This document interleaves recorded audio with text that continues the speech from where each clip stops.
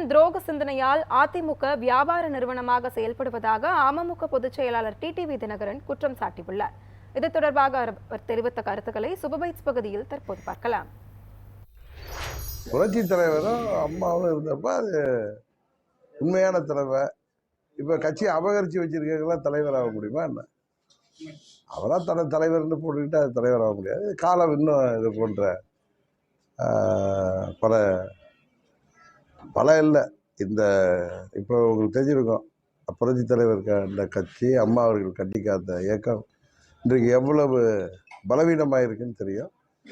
ஒரு சில பழனிசாமி தலைமையில் ஒரு 5-6 பேர் அவர்களின் சுயநலத்தால், பதவி வெறியால, துரோக புத்தியால் புரட்சி தலைவர் கண்ட இயக்கம் அம்மாவுடைய கட்சி இன்றைக்கு வியாபார நிறுவனம் போல ஒரு சிலருடைய சுயநலத்துக்காக பயன்படுத்தப்படுது. இப்போ கூட பாருங்கள், இந்த தேர்தலில் திமுக மீது எவ்வளவு மக்கள் எதிர்ப்பாக இருக்காங்கன்னு தெரியும்.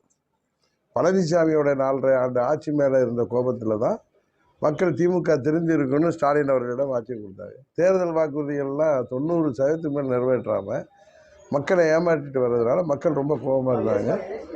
அது மாத்திரம் இல்லை, இன்றைக்கு தமிழ்நாடு முழுவதும் போதை மருந்து வியாபாரம் ஆளுங்கட்சி நிர்வாகிகள் துணையோடு நடைபெறுறதுங்கிறது எல்லோரும் வருத்தப்படக்கூடிய ஒரு விஷயம்.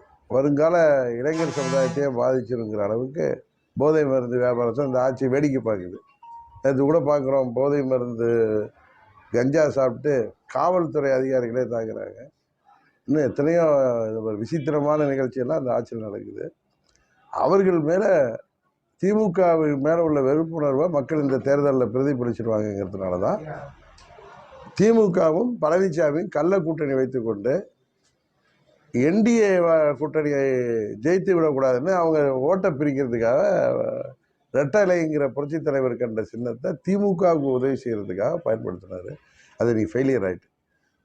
பழனிசாமியும் திமுகவும் கள்ள கூட்டணி வைத்திருக்கிறார்கள்.